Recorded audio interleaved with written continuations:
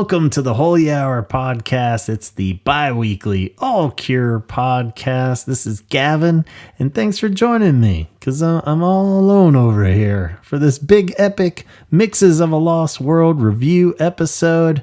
Other fellas couldn't be here tonight, but fear not, we have a wonderful show for you guys, packed full of thoughts on this new Cure album, a new official Cure album. So yes, we're going to cover it all. There's a lot to dive into.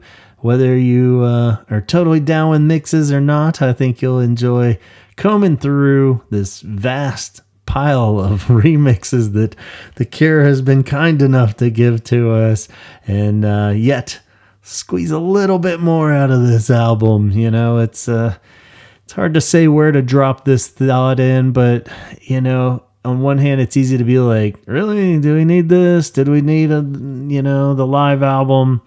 But really, when you think about it, we haven't had a Cure album in like 16 years, so we finally get one.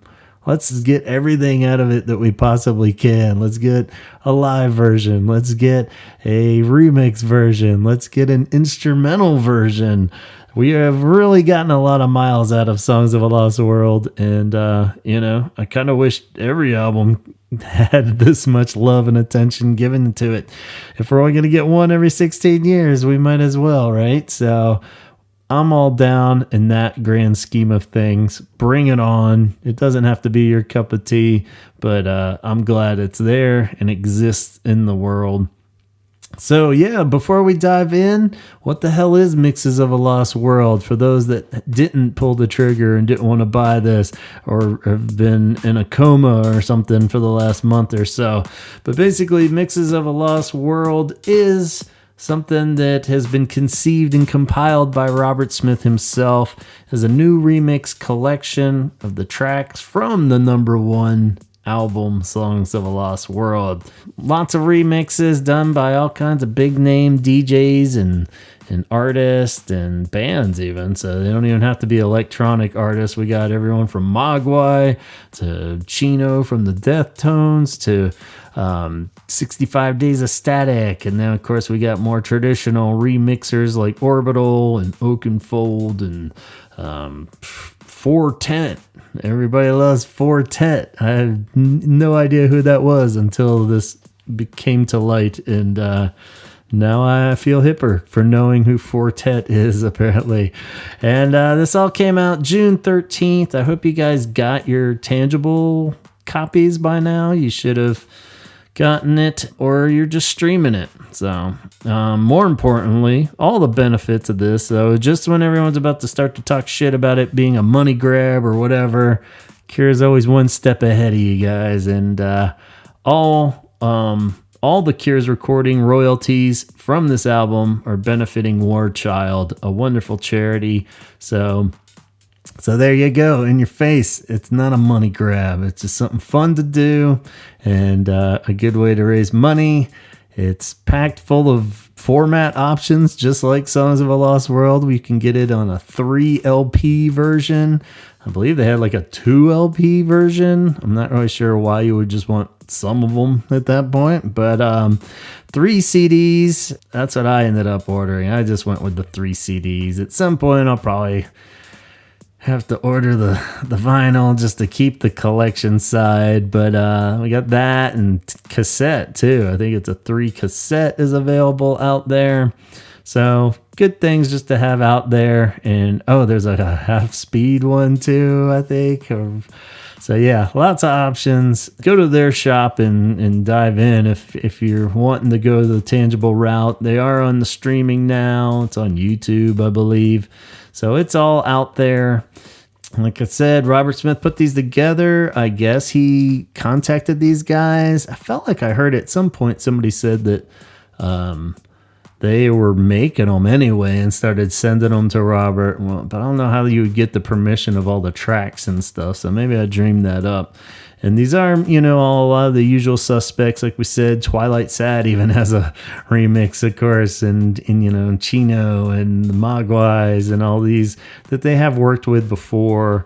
So friends, and you contacted them and probably asked them to do a remix. So why so many? I don't know.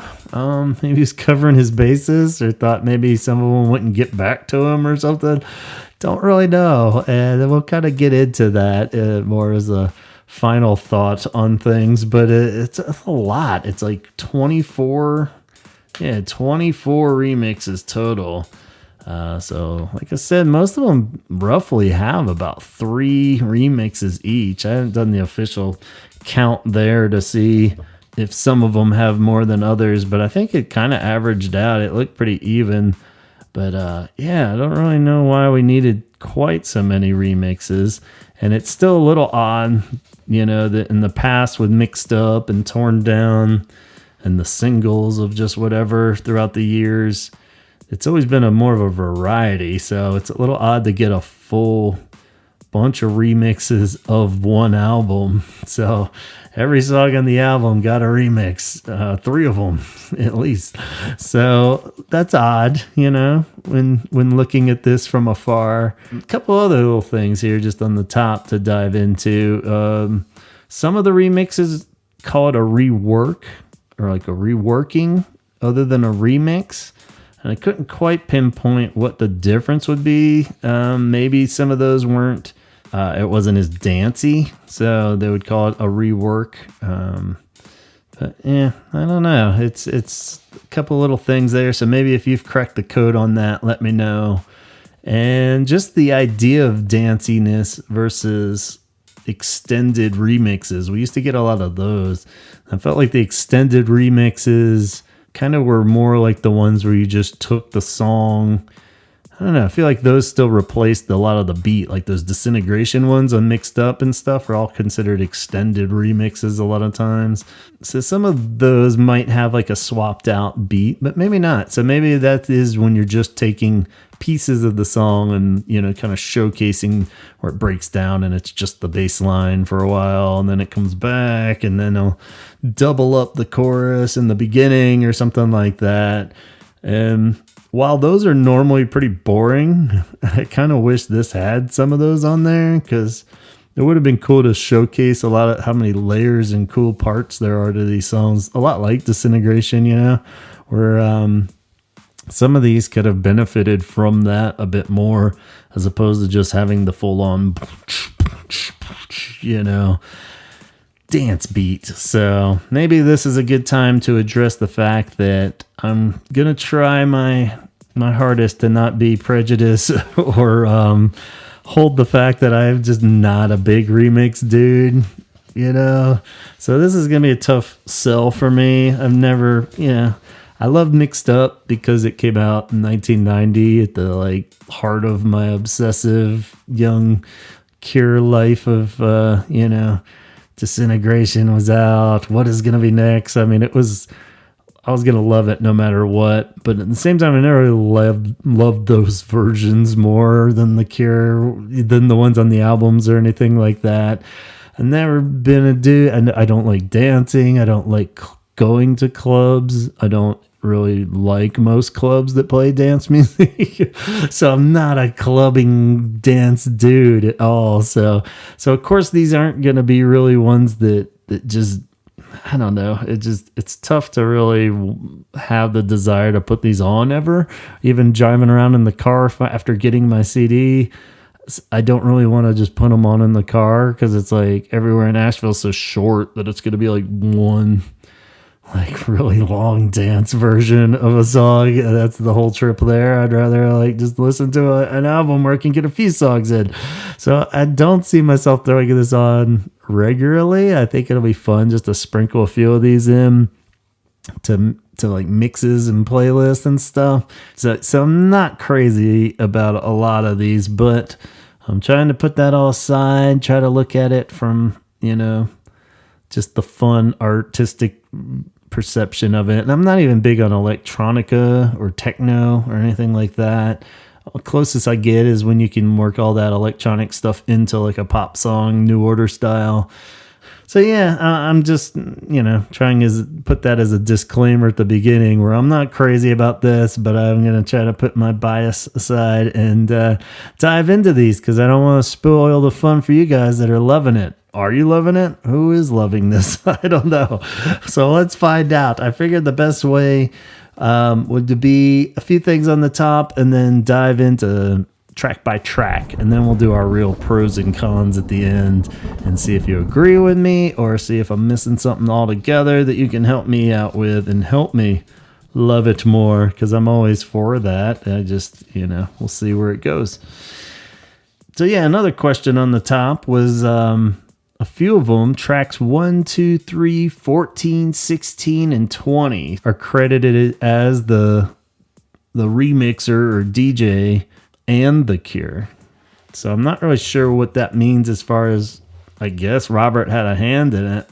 Maybe he re-recorded some parts for it, or most of them don't sound like he re-sang anything because most of the vocals are the same. They're just either sped up, which I'll get to. I have a lot because I do kind of have a problem with a lot of that on the songs. But yeah, I don't know. Or just parts were recorded. Maybe he recorded a little something and emailed it to the DJ. So it's a little bit more of a collaboration, I guess, for a few of them. And I'll try to note those as we go through them one at a time, so you're aware of which ones Robert had a hand in, maybe. But yeah, a little weird that some of them are credited as the remixer and The Cure as opposed to just the DJ or remixer. So what about the art and stuff? Now that we have the packaging and I think it's pretty cool, just based on my 3 CD edition one. Again, getting a lot of mileage, not of just this album, but this space rock, man. This one definitely has the most color. They made it this cool kind of contrast, blown out orange and pink, and it looks cool. I like that the Cure logo or name is bigger on it. But yeah, really not that much different than the album cover.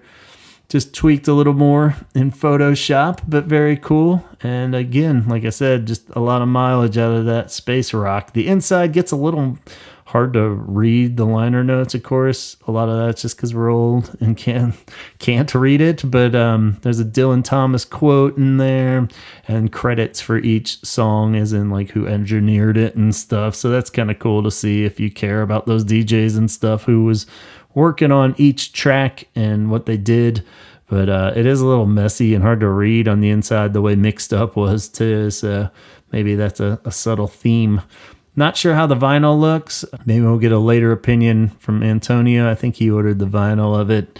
But yeah, I'm assuming it's just bigger. Maybe a little easier to see because it's bigger. But the liner notes do kind of fold out to have a little, poster. If you wanted to do something else with that, you could probably frame it. But yeah, other than that, the disc didn't really have anything special on it. So, solid standard packaging, nothing exceptional in it, but cool. It's kind of futuristic, kind of robotic looking. So I could see them going this route for the remixes. But let's go ahead and dive into each track. What do you say? So there's a good amount of notes here. We wrote most of these on the drive back.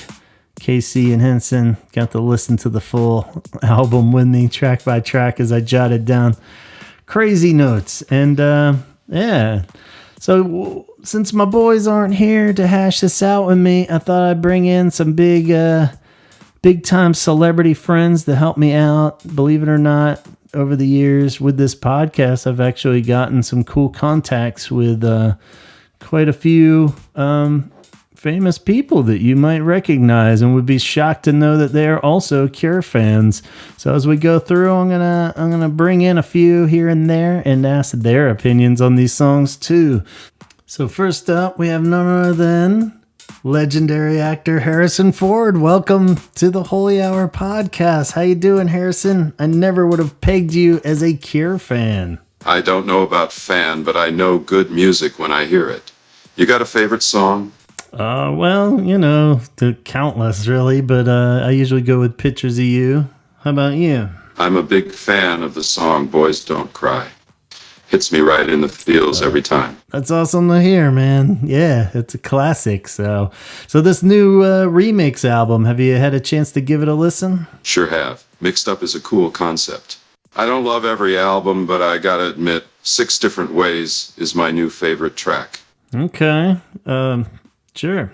All right. Well, let's dive into the tracks here on this new Mixes of a Lost World album. First one was I Can Never Say Goodbye, Paul Oakenfold cinematic plus The Cure. So this might be one that Robert had something to do with. Remix. And I was a little bit weary of this one because I had gone on the record of saying, how are we going to make a dance remix out of this super sad, super personal song about his brother's passing? And surprisingly, I got to say, I like this one. It's a bit overall, a bit too cinematic and dramatic for casual listening, but I like that he stuck with the same mood and, he just really leaned into it with the cinematic epic feel. So it's very soundtrack. Could you hear this in one of your movies? Definitely. I can see that playing over a dramatic action-packed scene. As always, I prefer the original, though there's nothing like the original. I totally agree. Yeah, I'm glad we're in agreement on that. And yeah, this was one of the ones that was advanced release. So if you had streaming, we got maybe like 4 or 5 before the actual album came out, and this was one of them. So this one had time to grow on me after the initial, I don't know, but it is pretty damn epic. So I don't know. Next one we had End Song by Orbital and The Cure. And also cool, but only if I kind of disconnected it, I came to the conclusion of if this was the only version of End Song and they were like, this is the new Cure song, I'd be like, oh yeah, this is fucking rad. But knowing there's an original with like guitars and real shit, I feel like can't really touch that song. But at the same time, this is a pretty good one. So this one I would give a thumbs up to as well. It's just, I have to kind of disconnect it from knowing that there's an original better version on the album. So lots of cool extra keyboard riffs on this one too. And yeah, what do you think? Definitely. The Orbital remix has a gritty, raw feeling to it. It's like it's stripped down and in your face. And then in comparison, the original is smooth and almost like an old tune you can hum along to. Yeah. Fuck yeah. So, of course, say it better than me. That's kind of scary. Okay, cool. Yeah. Well, next we had, that was also a pre-released one. And then this was a third one, maybe the last one we got in advance. And this was Drone No Drone, Daniel Avery, and The Cure. So all 3 of these have said The Cure. This one, and maybe still in the running for my favorite, definitely my favorite of the advanced releases. And I quickly realized it was because the faster, poppier ones obviously work better for remixing, especially if you're going for like the dance feel. There's less of the emotion to fuck with, like where you're not trying to dance up some really heartfelt song. So I'd like that Drone No Drone is definitely one that has a good poppier feel, and you can mess with it a bit more and add a little more of the club vibe, if you will. There is a long, I hesitate to even say this, but on this one, there's a sound of like a whistle sound going. It's like one long note that holds a woo in there. And it sounds like the first note of a riff in a very bad 90s song that I won't even say the song because I don't want to be guilty of putting it in your ear and then you can't unhear it either. But it loses a few points for me because every time I hear it, I hear the little ooh. So I'll just leave it at that. And you can take some guesses if you want to contact me on the side and see. But Drone No Drone, Daniel Avery remix has a strange little whistle tone in there that I don't want in a Cure song. So, but otherwise, it's in the running for one of my favorites. What do you think? Do you like the poppier ones, Harrison? Yeah, the Daniel Avery remix really gets the blood pumping. It's almost like it's trying to speed up your breathing to match its beat, and it's so energetic. It feels like the kind of remix that was meant to be played at a nightclub or a party. I love it. Yeah. Oh, cool. Yeah. I'm glad you're down with it. I seem to recall some pictures on the internet of you cutting loose at the nightclub and having a good old time. Were you a big a clubber in the day? Did you like go out and dancing in between nights off and such on the set? Oh, yes, you know me, I never turn down a chance to let loose. I love the thrill of a crowded nightclub. The music is loud, people are everywhere, and I get to cut loose and have some fun. Why do you ask? Oh, because of the remix album and stuff. But hell yeah, if there's anyone that could get me hanging out in a nightclub dancing all night, it'd be you, man. So that's awesome. Glad you were able to have some fun in between all the serious movie making and such. All right, just a couple more and I'll let you go here. All I Ever Am. This is the first big thumbs down from me. Track 4 on this compilation, and it's the Mira remix. Not sure who Mira is. It's just a beat. It's a totally different beat from the song. This is another poppier one where they could do some stuff, and later we'll hear some good remixes of this, but this one definitely is not doing it for me. Barely sounds like the song, so it's just like a beat. There's like some vocal samples in there. I had to keep checking it on multiple listens of like, what the fuck song is this supposed to be again? So I wasn't keen on this one. Did this one do it for you? No, the Mirror remix completely misses the mark. It feels like it's trying so hard to be different that it forgets what made the original song good in the first place. You gotta stay true to the original vision. Exactly. We always say that about covers, sometimes they can just be a little too daring. It's good to put your own stamp on it, but at the same time, when you just totally make it completely something different, then what's the point? You've lost what you were paying tribute to. So, all right, I'm glad we're in agreement there too. All right, one more last one, and then I'll let you go. A Fragile Thing, very cool song on the new album. One of the singles. Again, I'm not too keen on this one. It's the first failed sped up vocal attempt. This happens, unfortunately, quite a few times on this album where they're wanting to speed up the song, so they put a faster beat behind it, and then they're speeding up Robert's vocals, and it totally sounds like it. It's like barely like where it doesn't sound robotic, but at the same time, it just sounds too rushed. It sounds goofy. My ears are just so used to hearing it slower, I guess, that it's just tricking myself. But yeah, it just sounds like really rushed and just a boring kind of beat anyway. So it goes on a little too long, which I know is not a good criticism of remixes. That's what they do a lot. But yeah, Amy, I guess, AME, is responsible for this remix. And unfortunately, I'm not too big on this one either. What about you, Harrison? Were you a fan of the original, and what do you think of the Amy remix? The original of A Fragile Thing is a great track. It's more melancholic and introspective, very different from some of the more upbeat tracks. The remix, though, well, it's like someone took the soul right out of it and replaced it with a dance beat. It's missing the emotional depth of the original, and frankly, I miss it. Yeah, I miss it on this one too. So not going to win me over on this one as far as replacing the original. And I totally hear you on taking the soul out of something, so much so that it just doesn't work. So thank you so much, Harrison. I got to let you go. You are far too cool and busy to be on this show for more than a good 10 minutes here. So thank you for joining. I hope you'll come back sometime and talk The Cure with us some more. It was a pleasure to chat with you. I can see you're passionate about the band, and it's always enjoyable to discuss music. Keep exploring those remixes, and maybe we'll catch up again sometime soon. Excellent. All right. Well, don't worry, guys. The fun doesn't stop there, and we are going to continue on. Unfortunately, I'm in a bit of a drought here. I feel like the album started out really strong with those first three or so, but we're kind of hitting like a stride here of ones that I'm not crazy about.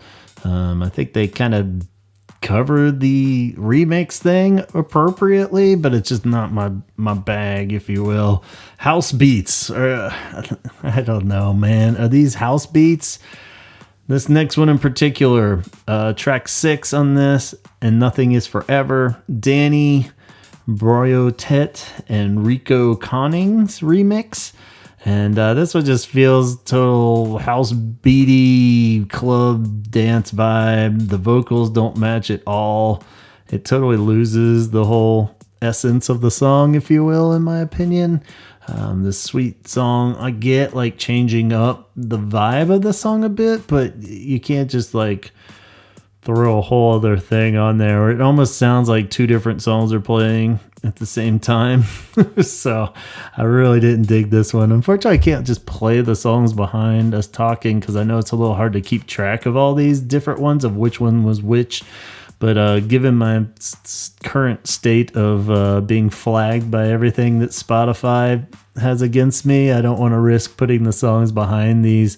So you kind of have to just follow along with the track listing with me. But this one, I can't imagine is really anyone's favorite or something that they're going to want to listen to, because it really just took this really sweet song and made it not so sweet. So let's bring in another friend and see what they think of this more dancey section of the Mixes of a Lost World. Let's welcome the one and only lovable buddy and hero of mine, Fozzie Bear.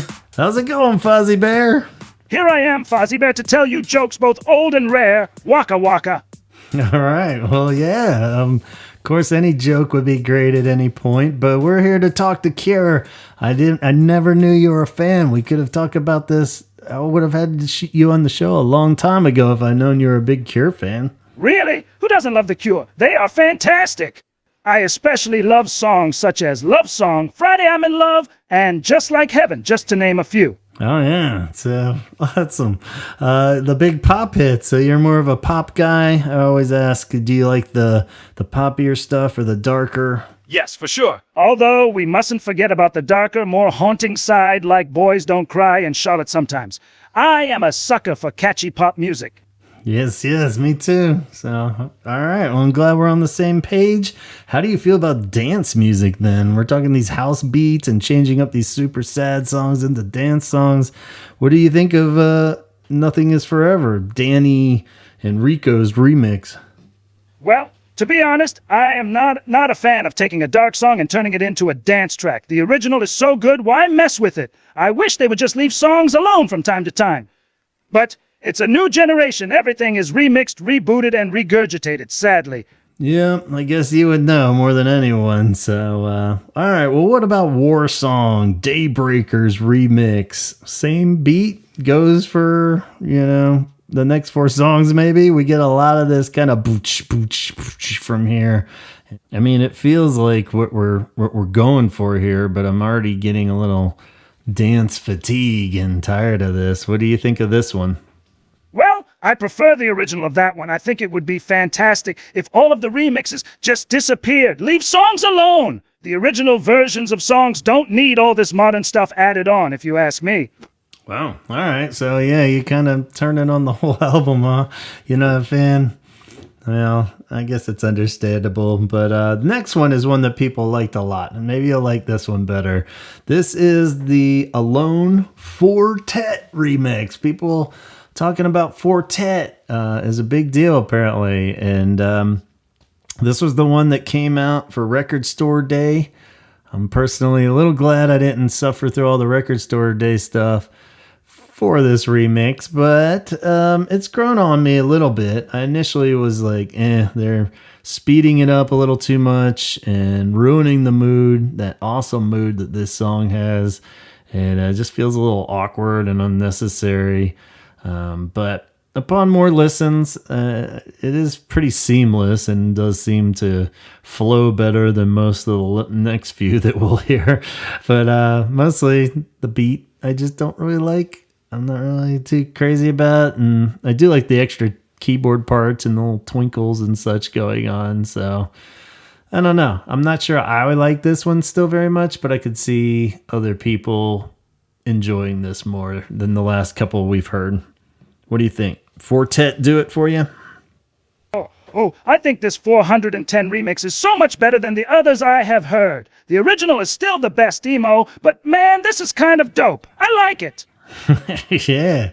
All right. Yeah. Yeah, I agree. It's the best emo. And Fortet. All right.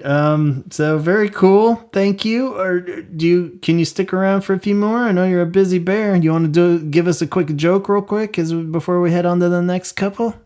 Why did the chicken cross the playground? Why? To get to the other slide. Waka waka. Ooh, Fozzie. Come on now. All right. We're up to track 9 now on this bad boy. And we got the second. I Can Never Say Goodbye now. Maybe our first double up. Wasn't too crazy about the first one until I fell for the cinematic charm. But this is the Mental Overdrive remix. And again, weary. Can't put a dance beat behind your dead brother's song here. And I don't like this one. This one is a total flop for me. It almost worked and then as like musically, but then the vocals come in and ruin it. So sped up vocals, not cool, especially over something like this. What do you think, Fozzie the Bear? Yes, it is weird. I am not a fan of taking serious songs and turning them into disco tracks. It completely takes away from the meaning of the song as a whole. No thank you. Yeah, it's hard to... Let's just move on. What do you say? Probably for the best. Track 10, And Nothing Is Forever. A double up of this one. We're still looking for a good one of this. This one I gave a thumbs up to, actually, as far as something a little different. It's not the ideal song to do this to, but I feel like the vocals worked a little better on this one. They didn't sound as sped up and fake, and feels ambitious, so good on them. And it almost feels kind of like OMD vibe, like where they really embraced the 80s synth pop vibe. And the last 2:30 mark in the song kind of gets a little unnecessary, but hey, isn't that every remix? So so I'll give this a thumbs up because of the OMD vibes I was getting from this one. What do you think, Fozzie? You a big OMD fan? And did this song work? Well, I am a HUMD fan, to say the least. I still hate remixes.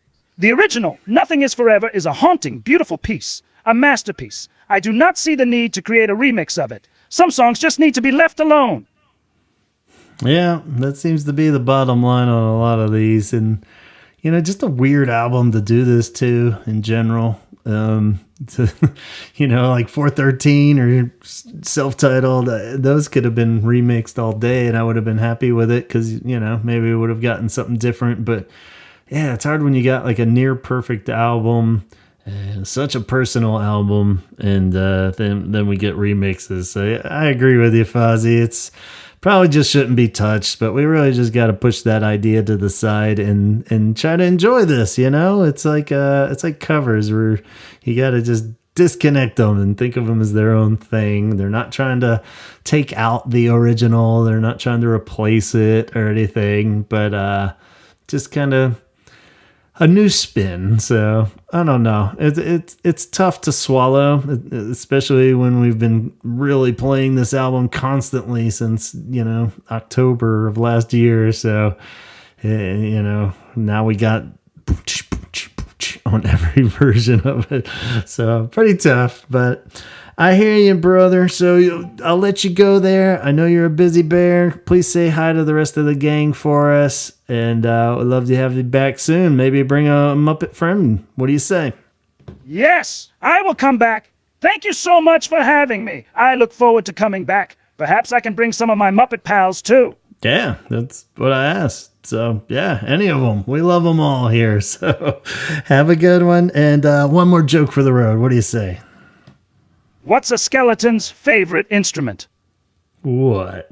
A trombone. Waka waka. Ah, classic. Good job, buddy. All right, catch you soon. Love ya. Bye-bye.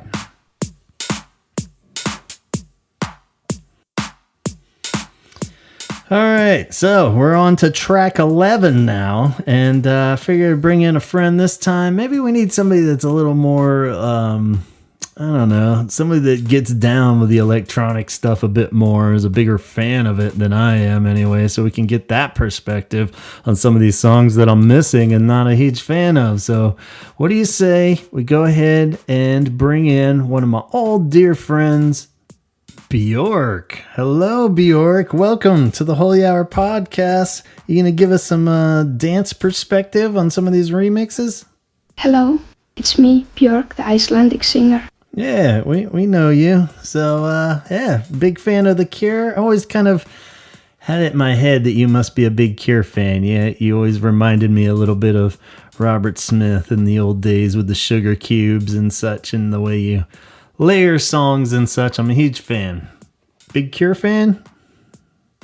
It's true. I was a big fan of The Cure growing up with my older sister. Their song I Don't Want to Be Me was my favorite. I Don't Want to Be Me. Yeah. Okay. So what do you think of Mixes of a Lost World? Are you down? I think it's great, especially when bands and artists are branching out in new ways. It's nice when it's not taken as a cash grab, but done with artistry in mind. Yeah, totally. And, you know, the fact that it's going to charity is even better. So, all right, I like where this is going. More of a fresh perspective. And, you know, let's just look at this as an artistic side piece and examine a few more songs. What do you say? Track 11, Fragile Thing, the Sally S remix. This one is... I'm a little indifferent to it, so I'm curious of what your thought is. It's chopped up and sped up vocals, which I'm not digging, but feels a little more like a classic 90s remix to me, like something that would have been on the single B-side or something. I don't know if that's a good or bad thing to sound like a 90s remix, but I don't know. It kind of feels like a little bit more of what I'm used to with a Cure remix. Did you like this one? I thought it worked really well. It's a very good balance between Sally's and Robert's style, without sounding too much like Sally or Robert. It's also a really nice way of making a new track instead of just putting Sally's voice through a lot of reverb and calling it a remix. Okay. Yeah, I mean, not quite sure Sally's voice is on there, but okay, you would know better than me. So, let's move on. How about the next one? End Song. We get another attempt at End Song. This one's from Gregor Thresher, and I have a giant X next to it. I do give this one the not for me. Dance version of End Song is just not gonna float. I feel like they're just butchered the cool long intro. They jump right into his vocals a little too fast. Yeah, it's just too dancey and take away all the cool guitar stuff that I love about End Song. It not being for me. What do you think, Bjork? You like the dance stuff? It's awful. I'm glad someone made a remix, but it's not a remix of the song, it's an interpolation. It's also very lazy and generic. Whoa. All right. Tell me what you really feel, Bjork. Okay. We won't dwell on that then, I guess. War Song, the Omid 16B remixes at track 13. This one I had a little half and half on. I feel like it's okay. It's a remix. Loses a little of the deep message that's in War Song and feeling, but I don't know. I kind of hit a weird spot for the next few ones here where I think it is the dance fatigue, because I've really listened to this all in, like in a row. So I think like when you put 13 dance tracks in a row or extended mixes or remixes at all, it's hard to do this one as an album. You really almost have to cherry pick what you like and what you don't and make a trimmed down version yourself of what you like. But maybe not. I don't know. Or if somebody was just putting it on during a party or something. But yeah, it was hard to feel like I had a genuine opinion of this. It just felt like a meh remix to me. What about you? It's alright, but it adds nothing new to the song. It feels like a wasted effort, just adding some generic synth drums in the background and adding a lot of reverb to make it sound more mysterious. Yeah. Okay. Yeah. I trust your opinion on that. Track 14 then. Again, I'm a little kind of floating in the water on this one. Drone No Drone, which is the track that I feel works maybe the best for remixing, since, like we said, it's poppier, it's faster. But here we have Drone No Drone, done by The Cure and Anja Schneider. This one, again, I feel like would have been a decent B-side remix that we would have gotten on the back of a CD single or something. The vocals are better. They don't, feel sped up or anything like that. So that feels like an improvement. But again, nothing really mind-blowing, and just kind of okay. What do you think, Bjork? Did this one cut it for you? Not really. It sounds pretty forgettable. Again, it doesn't really add anything new to the song. It's just the original song, but with slower BPM. It's better than the We Are the Others remix, but not something I could see myself listening to more than once. Huh. Okay. Not quite following, but I think we're on the same page nonetheless. So let's move on to one more song for you to listen to with me, Bjork, and I don't want to keep you too long, but this one, again, Alone. It's a tough song to remix. It's such a powerful song. The opening track, our first new Cure song in ages. We have Alone, the Shanti Celeste February Blues remix. So what do you think of this one? I kind of felt like it works. Again, I'm kind of in the middle area. It's very remixy, very electronic. Alone, the vocals work a little better, so I'm happy with it, but I don't love it. It's not bad. It's also kind of forgettable, but I do like that it has some nice build-ups and the percussion works nicely. It's definitely not a bad remix, but again, it feels a little generic. Yeah, a little bit. I agree. So, all right. Well, I appreciate your insight, and always a pleasure talking to you, Miss Bjork. And I hope we can have you back on for a more proper Cure origin story sometime, or conversation. What do you say? All right. Thanks for having me. It was fun. Awesome. Great to hear. Oh, real quick, I have to ask you the time travel question. If you could travel back in time to see The Cure, any era, what would it be?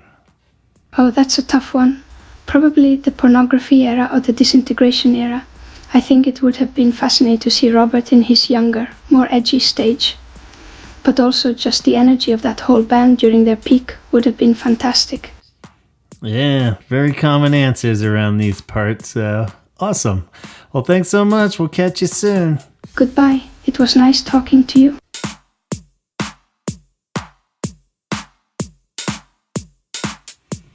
All right, guys, we are on the home stretch here. We are on track 16. Maybe the home stretch? Oh, maybe not. We still got a whole bunch of these. All right, track 16. All I Ever Am, Mura Masa, and The Cure. Mura Masa. Probably mispronouncing that. But who should we bring in now? What do we got?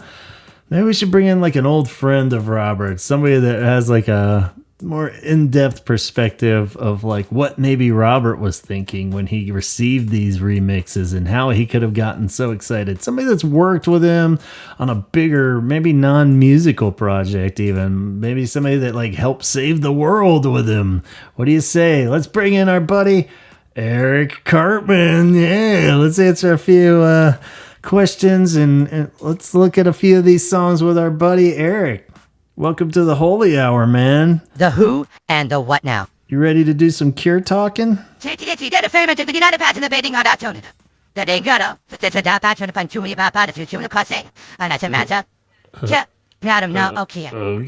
you all right, man? What kind of talk are we talking about here? Because I have better things to do. The Cure? Ha, you listen to rock music? That's pathetic, dude. Well, not really, but I thought, he helped save the world with you and shit, so you would be down with this. Do you like dance music? You want to know what kind of music I listen to? Yeah, I guess. I listen to heavy metal, baby. All right. Jesus Christ, it's like having Donald back on the show. All right, well, let's just go through a few of these songs here and, see what you think. You don't have to love it, but what do you say? Mura, Massa, The Cure, All I Ever Am. I'm a little indifferent on this one. Better vocals, more chill, moody. Pretty nice. What do you think? Do you like it? I think it's trash. All right, well, maybe we'll be more in agreement on this one because I'm not too fond on track 17 either. I Can Never Say Goodbye. Again, this song that they're remixing, Craven Fault's rework. So this is one of those reworks that I wasn't quite sure. And maybe it's because it's just keys and a bass that's thumping. And that's it, really. And like just not necessary at all. None of this is really, I'll probably never listen to this ever again. Maybe it's a nice change because it's not all like kind of house beat or whatever, but I don't know. What do you think? Should more of them have been like this, Eric? Would it have been better to take this route with more diversity in these remixes? You're just going on and on with your rock music. No one cares. All right, well, let me just continue on here, and I'll get you out of here as soon as possible. But this next one I actually kind of like a lot. I would give this one a thumbs up. Track 18, Drone No Drone. It's the Joy Cut Anti-Gravitational remix. And this one gets a little wild, so I like that. It changes it up. Maybe it's just because we had that break with that last song. Maybe that was the point of that last song, was just as like a little dance beat buffer. So by the time this one came back in, because this one, it doesn't go full dance, but it's definitely got the vibe still. It has a nice little breakdown and gets really wacky at the 3-minute mark, but it works. I think the vocals work a lot better and has a good vibe. So I'm down with this one. This really could have been one of the standout ones for me. And I feel like I've heard some Joy Cut stuff and was kind of cool with it too, but I can't really confirm that. What do you think, Cartman? Did you like this one? I think this one works a lot better. Fine. I'll listen to the first 10 seconds and then say it's crap. Okay, yeah. Again, it's sounding very similar to someone I know, but all right, well, let's do one more here, and then I'll let you go do whatever the hell it is that you need to do. Track 19, And Nothing Is Forever. I feel like there's a lot of And Nothing Is Forevers, but this one, Trent Moeller rework. I feel like I've heard their other stuff and enjoyed it, but this one, I was like, I don't think this one cuts it for me. Starts out nice, then kind of just jumps into like a whole different song, one of those kind of deals. I found a quote from Trent Moeller. Said, I only used the vocals, nothing else from the original. I wrote completely new chord progressions and played new drums, new bass, new guitar, synth textures. So the whole instrumentation was done from scratch. Okay. Yeah, kind of sounds like it. So this one's, I don't get that. Where it's like, well, what the fuck? You just rewrote the whole song and then put his vocal track over it? A little weird. I'm surprised Robert was down with that. But it's just like, whatever, cool. Maybe they're real nice. Maybe they're funny. I don't know. But yeah, this one I got to give a thumbs down to. Sorry. So probably not going to win you over with this one either, Cartman. So do you want to hear it on the way out? You know what? I'm done. This rock music sucks and your music sucks. I only listen to heavy metal, baby. All right, well, I'll let you go then. Thanks for nothing, and yeah, go fuck off, you little prick. And maybe remember, just be grateful that Robert saved your whole fucking town and maybe the world. So, right. I think your little buddies had a better perspective. We should have called them up. Anyway, all right, well, we'll let Cartman go and bring in our final guest for the final 5 or so. What do we got? Yeah, 5 more left. We are truly on the home stretch now. And surprisingly, this is actually my favorite batch of the album. It started out promising with those first three, and then I feel like it ends fairly strong or stronger with the last five here. So I kind of like most of these coming up. So let's bring in none other than rockstar sensation, personal hero, guitar legend. Welcome to the Holy Hour podcast, Nigel. How you doing? How do you think I'm doing, huh? Just made a complete fool of myself in front of everyone. I'm sure you would never make a fool of yourself in front of anyone. So whatever you're talking about, don't worry about it. You're in a safe place here. We're going to talk some Cure remixes. The last five, I feel good about them. I'm giving you the five best ones on the album, perhaps. So let's dive in. War Song, track 20. This is Chino Marino from the Deftones. And this is with The Cure. And he did another remix for The Cure here. And this one actually was pretty rad. This was an advanced one. So we got time to really absorb this one too. But I like it. It's got like kind of a nasty, buffed up, kind of gritty vibe to it that isn't overly dancey. The vocals work great. And yeah, it's a good remix. I like this one. What do you think? It's bloody ridiculous is what it is. I mean, what were they even thinking? Making me stand out there in the middle of the damn stage singing that stupid song. I felt like a bloody fool the whole time. And all those morons in the audience all laughing at me, I just know it. Yeah, I mean, I'm not sure what you mean, but I wouldn't worry about it. You're a legend, dude. Everyone loves every show that you're doing, so let's focus on these remixes here. Since the show's getting a little long, we gotta try to trim this down here. So how about the next one then? This one I'm a little indifferent on, so I need your opinion more. Alone, the X Easter Island Head remix. And this one's weird because it's pretty long, kind of boring, but not dancey. So I'm on board with it. It's just the vocals, keys, and a bass maybe. So it's just real stripped down. But kind of what I was saying, I wish there was more of these on the album where they just kind of rearranged the tracks that they already had as opposed to just putting like house beats or whatever behind them. So yeah, what do you think? Is this one too boring or does this do anything for you? That one wasn't as bad, but still, I mean, those props, that was just embarrassing. Like the giant foam hand and those damn bunnies. I felt like I was on a bloody kid show or something. I mean, I'm meant to be the singer of a rock band, not some clown at a children's birthday party. Yeah. Well, it does sound like some weird shit went down and somebody probably wasn't doing their job, but yeah, okay. I'm glad you like this remix a little better too, but yeah, I wouldn't worry about whatever it is that's got you stressed out. You're cool.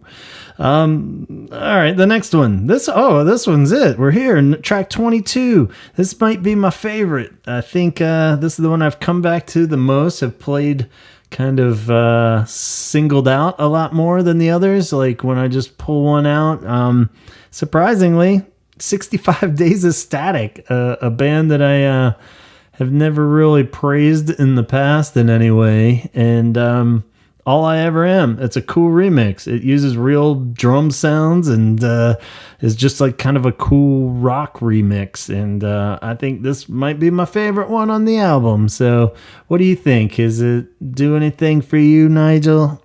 Yeah, actually, that one's not too bad. It's kind of, I don't know, catchy. Still, it's a little, poppy. Yeah, but that's good, right? I mean, it's what they're going for, but still has a punch to it at least. And yeah, okay. So from there we get Can't Be Anything Cure without a little Twilight Sad sprinkled on it. So track 23, A Fragile Thing, remixed by Twilight Sad. And I like this one. It's a cool one again. It's more rock sounds and is more up my alley. So he must have just plugged these last few ones on there for the people like me that were just not digging the dance vibes. And a good batch of songs to do this through. War Song, Alone, of course, but is a little more hit and miss. But All I Ever Am, Fragile Thing, Drone No Drone, all those actually cater to remixes a lot better. But yeah, this one's pretty rad. What do you think, Nigel? Are you a fan of Twilight Sad? I've seen a few episodes. it's a pretty damn good show, you know. I mean, they managed to be both creepy and thought-provoking all at once. It's kind of impressive. Show? Did you think I meant the Twilight Zone, the show? Yes, darling, The Twilight Zone. You know, the classic horror sci-fi show. Rod Serling, that whole thing. Yeah, this is like a Scottish band or whatever, but not important. All right, the next one and final track 124 on Mixes of a Lost World, and it is End Song, the appropriate ending, done by none other than Mogwai, friends of the band. Amazing band. Just listen to a great band splain with Stuart from Mogwai. Doing the history of Jesus and Mary chain. So I highly recommend that if you want a way more professional and entertaining podcast. Go listen to that. Love me some Jesus and Mary chain. And Stuart was awesome on that. And I like this. It's definitely gets the thumbs up in the grand scheme of songs on Mixes of a Lost World. It's not, again, anywhere close as to the original version or something I want to put on a lot probably, but it keeps the essence of the song, and I really feel like that's a huge plus here, especially as we wrap this thing up. But you know, it sounds very Mogwai too. A lot of the guitar parts are just kind of long and very Mogwai-esque. The drums are a little too quiet on it. I'm not really sure what they did to the drums. I didn't like that choice necessarily because the drums are such a cool part of that song. So, but the sprinkles of the really cool, different kind of guitar stuff, actually, it's almost like Mogwai playing along with End Song, you know? So that's why I kind of wish they would have cranked the drums too and just had it be like the whole thing was a giant fucking wall of sound. But, you know, so I was all right with this one. But again, just kind of a good finale, a good way to end, at least, where it didn't end with a booch, booch, booch, or something. But I don't know. So that wraps that up. I will ask Nigel, End Song, remix, Mogwai. Any of that appeal to you before I let you go? Yeah, actually, I've been listening to them for a few years now. I really like their whole atmospheric vibe and those massive climaxes in their songs. They're damn good. Yeah, I totally agree. And wow, yeah, Spinal Tap should incorporate some Mogwai-esque sounds. That would be cool. All right, well, I'll let you go figure out whatever it is that was troubling you earlier. Thank you for joining me on these last few songs. No, don't leave, darling. Don't go. You can stay for just a bit longer, all right? No, man. I gotta go. I gotta do the final conclusion thoughts here and try to wrangle all this in. But oh God, let go, man. Okay, all right. I'll catch you soon. No, don't leave me, darling. Stay, please, E. Just for a little while longer. All right, well, there you have it, guys. Track by track. Let's do some pros and cons here. I don't want to totally beat a dead horse, but at the same time, there were a few takeaways just in general to kind of wrap this thing up. I never like to end on a totally negative note, believe it or not. So let's do the cons now so we can end with the pros. What do you say? So 14 through 17 were a little underwhelming for me. I felt like it started strong, ended, stronger. So I don't know how that compares to your notes, but I felt like the first few that we'd gotten kind of held up good, and then it fell apart with the dancey stuff in the middle, or more just got kind of boring, like we're just, maybe, like I said, you just have to take this in smaller pieces and not think of it as a full album or anything, because it is a lot of tracks. But mostly, I don't know, just the whole concept to me is just still kind of a bit of a question mark. So many of the songs just kind of lose the essence of like a really heartfelt album from The Cure, so it's like even Disintegration had the poppier side more than this. It's just a weird album to do this to again. Thinking back to other albums, if you were just going to do multiple remixes of one album, this is a weird one to do it to, because it's these really personal songs. Most of them are like really slow tempo. They kind of just added in Drone No Drone and All I Ever Am at the 0 hour, it sounded like to put a little more of a pulse in the general vibe of the album. So, I mean, having to speed them up to make dance beats and stuff is just like, and that's just a huge negative for me, was like hearing how obviously the vocals were fucked with just to make them fit the faster tempo and stuff. So I don't like that. As far as another negative, it's just more of a little too much, you know? Like, I am always like a more is more Cure fan. And I know I said on the top that I love that they drained. I like that they got a remix album out of this, but we didn't need 3 versions for each one. So maybe it was good in the sense that it gave everybody a choice of at least one you're bound to like.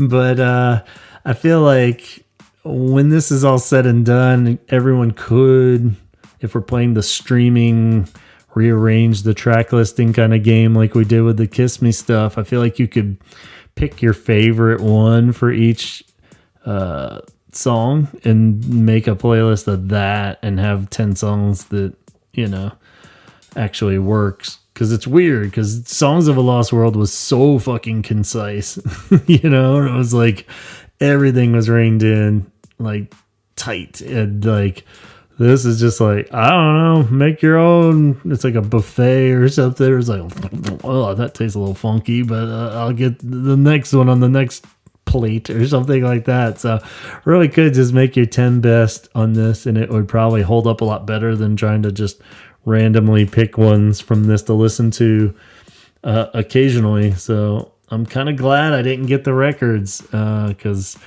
hopping around on that is like, ugh, like, are you really gonna sit there and play through all these, you know, like in a sitting? But I don't know. It's a pretty tough sit, just like on vinyl, if you put it on and sit through it.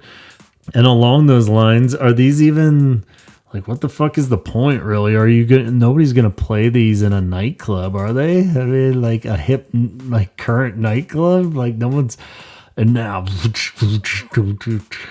can never say goodbye. So, yeah, just weird.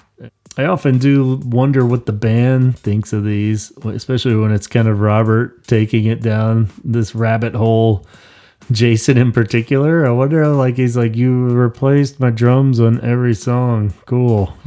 Like, drummers do tend to like this shit more than like other people because it's all rhythmic dancing stuff or whatever. But like, I would be curious to know if Jason has any desire to listen to these more than once, or if this is the kind of thing that he's into, or was just like cringing at times, or what, you know, or even the other bandmates, really. If it's just like, so many of these, I felt like they just took like maybe the vocals and like one other part, like that one dude was saying, didn't even take anything, just took the vocals and like re-recorded his own shit, you know. And it's like, do they all kind of go like, Robert, why are you doing this? But so yeah, that's kind of my cons, you know. I've been sprinkling a lot of slightly sour faces throughout, you know, but I'm still trying to stay positive. I see that it's just a thing. It's not to replace the band or not to replace the album. So let's look at the last few pros here. It ends strong. It started stronger. My favorite was probably the All I Ever Am, 65 Days of Static. I like the Fragile Thing, Twilight Sad, actually. And that Drone No Drone by Joycut would probably be my top 3. I would definitely put those 3 in there. Yeah, and you know, I kind of feel like the biggest positive in all this is that how thankful we should be that Songs of a Lost World had no duds on it. There's no like, it kind of made me love the actual album more, which I don't think is the actual intent of this album, but it makes me want to put the real Songs of a Lost World on and listen to that more, because I'm like, oh yeah, this is fucking great. And you kind of just hear it in these songs that like, and it's kind of what I get at with Cure covers a lot, or any of the remixes. I'm kind of like, well, if the song's great, that you can't really fuck it up that bad most of the time, you know. And it's like, it makes it easier to listen to when it's just like, that's a not as good version, but it's still a great song. You know, if there was, like when I was saying they should have done this to 413 or something, because maybe they could have saved some of the lousier songs, but like trying to listen to like a fucking dance remix version of Freak Show or something, which has been really painful, but I don't know, but going back again, maybe they could have saved it. Maybe it would have been cooler if you started just pulling parts out and putting a whole different beat behind it or something. You know, you could have come up with at least more alternatives to it. So I don't know, but I think that's a huge plus for this album of how this works. That having a like 24 tracks and the fact that they're all really good written songs and have great melodies and are tons of cool catchy parts to it. So all right, so yeah, in closing thoughts, something I wanted to ask the other guys, so maybe I should bring back some of my celebrity friends, but would a covers compilation been almost better, because it is kind of some of the same internal struggles a Cure fan? Would you have rather have heard like bands that he cherry picked to just cover songs from A Lost World? I kind of think maybe if you chose a lot of these, almost like I would have rather heard like Twilight Sad just fucking cover Fragile Thing, you know, instead of doing a remix of it. I don't know. So I would be curious your opinion on that. Was that something you think you would rather have had? I mean, nobody really puts out like self-picked cover tribute of yourself, but so yeah, for maybe it's more humble to ask for remixes than a cover, but I kind of feel like maybe a covers version would have been better, or maybe we're still gonna get that. Maybe in the fall we'll get a everyone's covers of A Lost World. Oh shit! Oh no! What have I done? I've thrown it out into the universe, and it's gonna happen. Covers of A Lost World. Yep. Here's a more reasonable question to maybe ask in regards of mixes of The Lost World. Is there a remix DJ or anybody like that, or even just another band or artist that you kind of wish was on this list that wasn't? Because I don't know any of these fuckers until like, you know, Chino and Twilight Sad and Mogwai. I think we're about the only ones I've knew. Some of the names like Joy Cut, I think they played at Meltdown, right? So they seemed familiar from that. But yeah, and you know, of course, like Orbital and stuff. But yeah, I don't know. I'm so out of touch with that world that I can't even really throw any suggestions out there. But if you have any, I'd love to hear them. And why? Why would they have been cool to remix it? And as far as names that we are familiar with, something weird just happened the last couple days. And I think I'll use it as the intro and outro music of this, because I ran it through my phone and might be able to fuck with it a little where it won't get flagged. But there's a Mark Saunders remix now that just popped up. And did I write down? It was a Fragile Thing, right? Yeah, so Mark Saunders, if you're not familiar or remember, he's the guy did a bunch of remixes in the past for The Cure on Mixed Up, and did a lot of like even the single mixes and extended mixes. So kind of mix master dude. And his bigger claim to fame was he took over the mixing, like actual mixing of the album for Wish. I believe, yeah, produced Never Enough and stuff too before that. So kind of cool that he resurfaced with a remix, and that they're on good terms, I guess. I gotta admit, it's a big thumbs down for that remix for me. It gets way too like, whoa, what the fuck is going on in this? So don't dig it, but you know, it's another one. We need another one, right? So technically 25 remixes. No clue why that wasn't included in the album. It totally seems like it just missed the deadline or something. So it's on streaming now. It's just as like a single, like thrown up on streaming too. So look it up if you haven't heard that one and you need one more fucking remix to really just top off the whole experience. Let me know what you think of that one. Mark Saunders' remix of A Fragile Thing. But yeah, weird that one wasn't on the album. And also something that's popped up just in the last day. I saw somebody had posted it. I forgot to write down who it was because it was Facebook, and I was just flipping through shit as you do on social media. But there's an interview, and it's on musictech.com, and I'll post the link. I have the link still. And I'll put that on our Facebook page and just wherever else. So, but it's kind of cool because it says how we remix The Cure. And it's got like little interviews with Orbital, Trent Moeller, Sally C, the Omid 16B, Gregory Thrasher. But everybody, especially if you're a gearhead and a remix kind of guy, the whole point is that they kind of talk about the different gear and technology they use for the remixes. So check it out. I think you might get something out of it, or just get a better perspective from these guys of what they, most of them all, of course, are like, we love the fucking Cure, anything for the Cure. So, it all seems out of respect, and they tried their hardest. So, grading wise, should we try this? Grade. What grade would you give Mixes of a Lost World? I don't know. It seems kind of harsh, but maybe a C. I think it's just kind of average. Most of them are just, but I mean, there's probably more that I don't like than do like, but the ones that I do like are just kind of, I like only because they work enough, like, any remix. So I don't know, it's very average to me. I wish I liked it more, but at the same time, I don't really need a lot out of it. It's just a fun way to change up listening to the songs over and over again. So I don't know, I think I'd give it a C, which is probably still kind of generous given my review here. So I don't know, maybe I'll get a letter grade from the other fellas and post that in the comments as well. So you guys give me a letter grade, and I'd be curious if any like A's or B's, like people are just like, fuck yeah, knocked it out of the park, or am I just being overly generous and this was straight up D- material.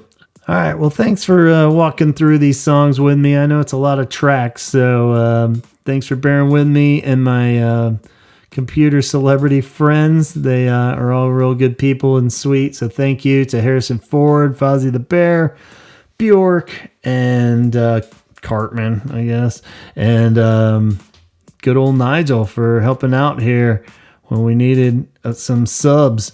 So thanks, guys. I hope to have you back soon. And thank you guys for listening, of course. Let's dive into our Patreon praise. These are the coolest cats in the land. The Patreon crew. Let's hear it for Donna, Craig, Jeff Hilton, Jeff Cortland, Jones, Sue, John, Alan, Allison, Dion, Namicio, Matt Ford, Tom Burns, Letty, John Roberts, Jason, Tony, Ben, Matt Fisher, Danny, Coulter, Tom Johnson, Francisco, Arno, Chip, Amber, Nicholas, Shirley, Jason Hall, Steve, Mara, Caroline, Brian, Sean, Colin, and of course Kate over at CureThreads.com, an online shop with tons of original Cure-inspired designs on a wide range of products. Kate runs Cure Art Collab as well on Instagram, where you can follow and participate in many wonderful Cure-themed art assignments. It's like an old art class, but everything's Cure-themed, so perfect. That sounds like a lot of fun. I can already picture it now. Students of all ages painting and drawing, inspired by The Cure. Maybe even playing a few songs in the background while they work. It would be like a dream come true for any Cure fan. Scott Kruger is co-host of the Sarlacc Digest, an all Star Wars podcast that airs every Wednesday evening, 8 p.m. Pacific time, and you can watch that on YouTube or on their Facebook page, with replays happening anytime your heart desires. Everywhere you stream podcasts, they're always serving up the best in Star Wars discussions, perfect for any level Star Wars fan, and hands down the best Star Wars podcast in the galaxy. That does have a certain ring to it, though I'm not sure if the Jedi Council would approve of that name. It is a bit morbid. And why not keep your geek streak going and go check out The Obsessive Geek? That's David's shop on Etsy, and it's packed full of tons of Cool products created by David himself, including a 3D printed recreations of Cure album covers. You got Boys Don't Cry keychains also over there, designs inspired by Labyrinth, A Never-Ending Story, and everything's super high quality and affordable. So do yourself some good. Go check out The Obsessive Geek on Etsy. Seriously? Shopping? Dana is a super talented freelance animation, illustration, motion graphics designer, currently open to new work and commissions, so go check out her work at graphics.tv. That's graphics with an X.tv. Keep up the great work, Dana. Tanya would like to spread awareness of 988lifeline.org, a suicide and crisis hotline with over 200 crisis call centers located all over the U.S., available 24/7, offering free and confidential support for anyone in distress and numerous prevention and crisis resources. So if you or anyone you know is in need of help, please reach out. Don't hesitate to call. Tim is part of New Waterloo, an independent hospitality development company that owns and operates hotels and restaurants all over the globe. Check out newwaterloo.com.